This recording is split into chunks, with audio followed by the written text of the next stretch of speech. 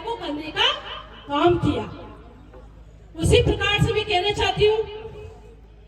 जिस तरीके से हम सोचते हैं कि जन आक्रोश महासभा, आज जन आक्रोश यात्रा निकाली और आज महासभा और पूरी नगर विधानसभा यहाँ पर बैठी हुई है। उनके सामने मैं सिर्फ इतना ही कहना चाहती हूँ कि जिस तरीके से हमारे किसान भाइयों को, हमारे बेरोजगार युवाओं को, हमारी माता बहनों को, और आज हम देखते हैं कि जिस तरीके से हमारा किसान भाई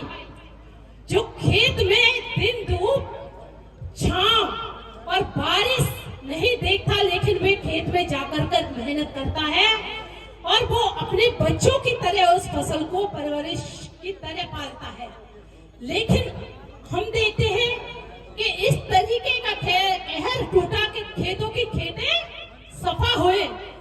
लेकिन मैं कहना चाहती हूँ, राजस्थान में आए राहुल गांधी जी जब चुनाव के वक्त 10 तक गिनती बोलते हैं और कहते हैं कि किसान भाइयों का कर्ज माफ हो जाएगा, लेकिन मैं हमारे किसान भाइयों से पूछना चाहती हूँ, क्या एक का भी कर्ज माफ हुआ? नहीं हुआ। चुनाव आएंगे, फिर आपके बीच में आएंगे ये लोग और फिर बरकरार लाने का काम करेंगे। लेकिन मैं आपसे विनती करती हूँ कि जिस तरीके से ये चुनाव में आकर बरकरार लाने के और झूठ बोलने का काम करते हैं, आप इनको नकार करके, और हमारी जिस तरीके से आज देखते हैं हमारी सातों की 7 सीटें और हमारे पूरे संभाग में 1 सीट आई है सिर्फ इनके झूठ के कारण, और आप लोगों को बरकरार लाने के काम करा इन्होंने। तो मैं सिर्फ इतना ही कहना चाहूंगी कि आज चुनाव भी आपके हाथ में है और सरकार बनाना भी आपके हाथ में है। आप वो है कि आप सरकार गिरा सकते हो और आप सरकार बना भी सकते हो। तो मैं सिर्फ इतना ही कहना चाहूंगी कि आप सब एक मत होकर के भारतीय जनता पार्टी के परचम को लहराएंगे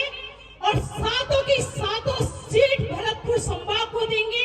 जिससे कि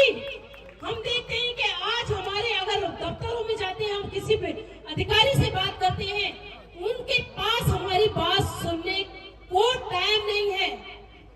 क्योंकि आपने इनको सीट देने बैठने के लिए ये सिर्फ सीट की लड़ाई लड़ते हैं। जनता के दुख सुख के बीच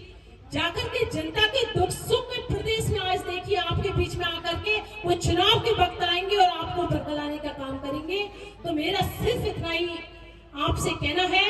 कि आप अपना मत सोच समझकर, और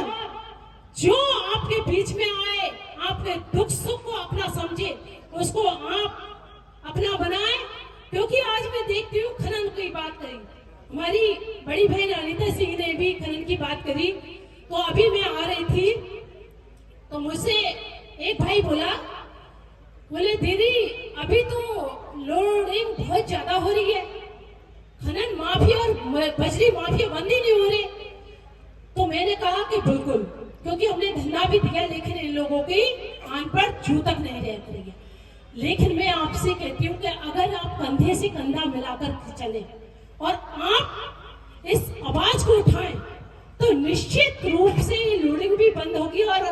अवैध खनन भी बंद होगा और बजरी माफिया डर कर भागेंगे, क्योंकि ये असहाय जनता पर गोली चलाने का काम करते हैं और इस तरीके से ये विधायकों की आड़ में रह करके ये काम करते हैं। तो मैं सिर्फ इतना ही कहूंगी, अगर आप सक्षम हो लोडिंग बंद कराने में भी और खनन माफियों को जवाब देने में, तो आज वो वक्त आ गया है कि आप अपना मत उस प्रकार से दें कि आपके बीच में रह करके आपकी आवाज उठाएं और आप भारतीय जनता पार्टी को कमल को फूल खिलाएं। जय हिंद, जय भारत, राम राम सा।